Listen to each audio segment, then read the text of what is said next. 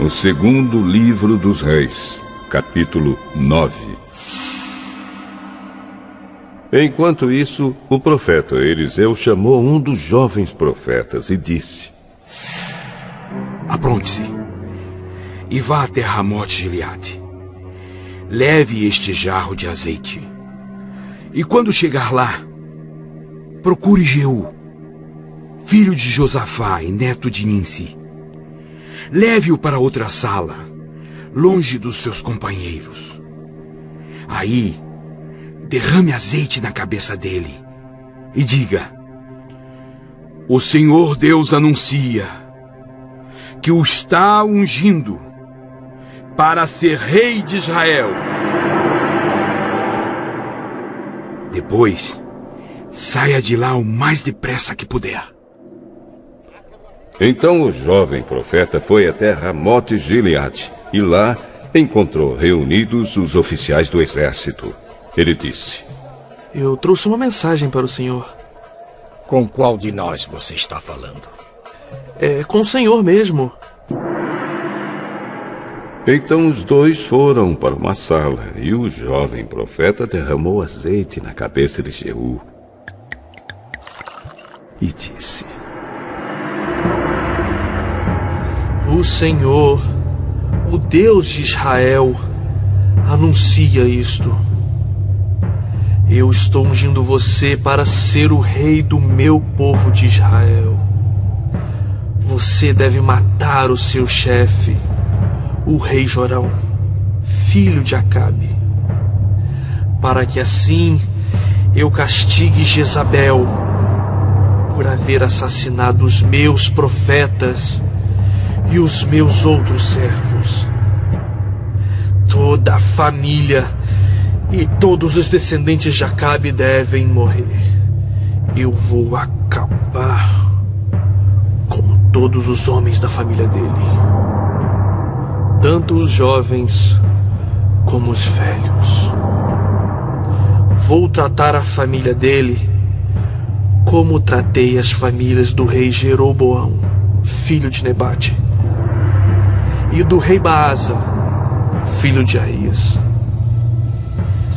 Jezabel não será sepultada. O seu corpo será comido pelos cachorros perto da cidade de Jezreel. Depois de dizer isso, o jovem profeta saiu da sala e fugiu.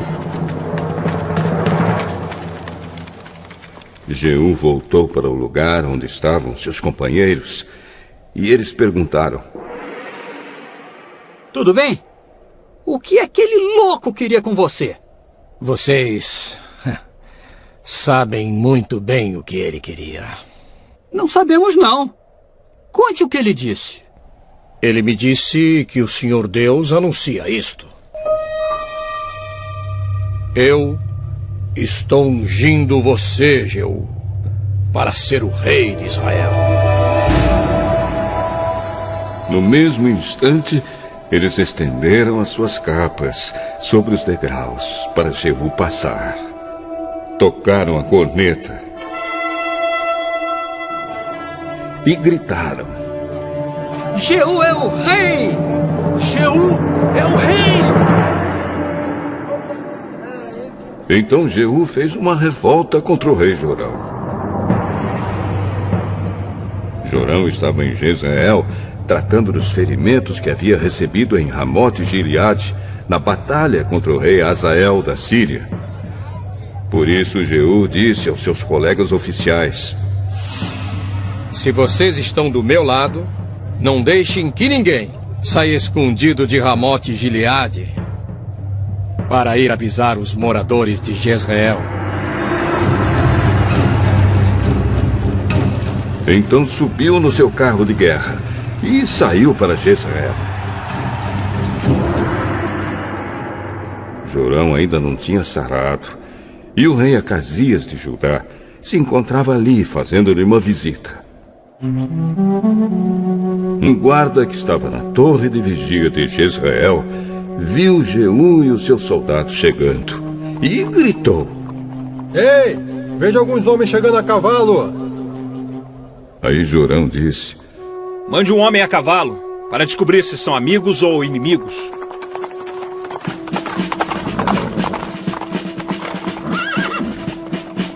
O mensageiro foi encontrar-se com Jeú e disse: O rei quer saber se o senhor vem como amigo. Isso não é da sua conta. Passe para trás de mim. O guarda que estava na torre de vigia contou que o mensageiro havia se encontrado com o grupo, porém não estava voltando. Outro mensageiro foi mandado.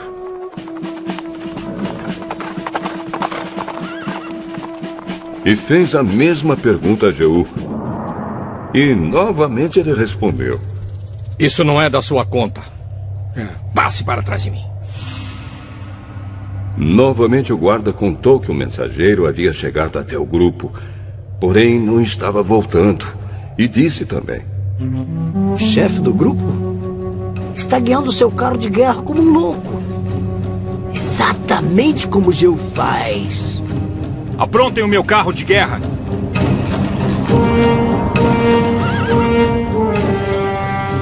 O carro foi preparado. E então ele e o rei Acasias saíram, cada um no seu carro, para ir ao encontro de Jeú.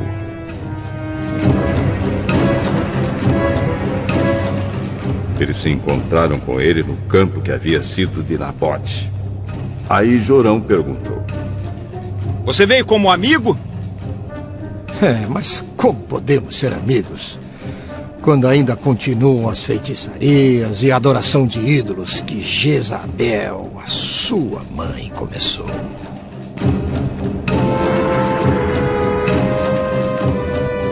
Então Jorão virou seu carro e fugiu, gritando para Acasias: É uma traição, Acasias! Mas Jeú puxou a corda do seu arco com toda a força e atirou uma flecha que feriu Jorão nas costas. A flecha atravessou o coração e ele caiu morto no seu carro de guerra. Aí Jeú disse a Bidkar, o seu ajudante: Pegue o corpo dele e jogue no campo, que era de Nabote. Lembre que, quando nós dois estávamos juntos andando a cavalo atrás de Acabe, pai de Jorão, o Senhor Deus disse estas palavras contra Acabe: Ontem eu vi o assassinato de Nabote e dos seus filhos, e prometo que castigarei você aqui, neste mesmo campo. E Jeú ordenou ao seu ajudante: Pegue o corpo de Jorão e jogue no campo que era de Nabote, para que assim seja cumprida a promessa de Deus, o Senhor.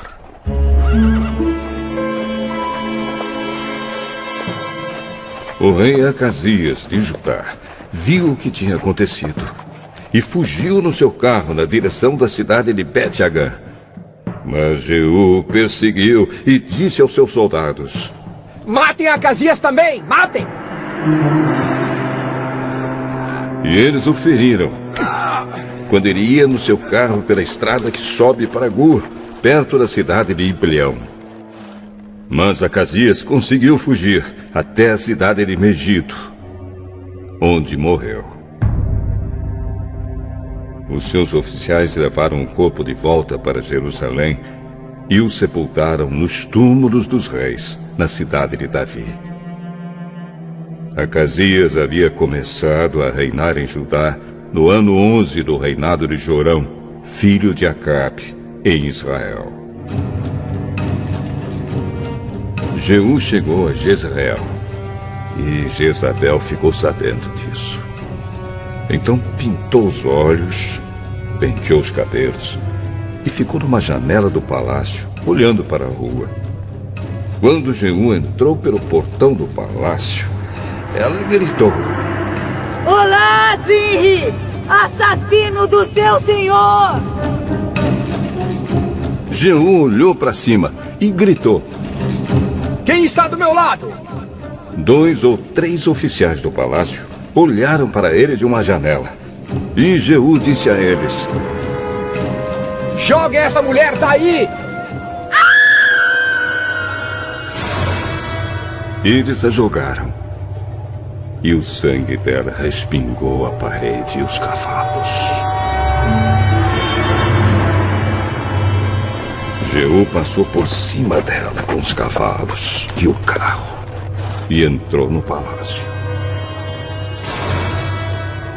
E depois que comeu e bebeu, disse: Peguem aquela maldita e a sepultem. Afinal de contas, ela é filha de um rei.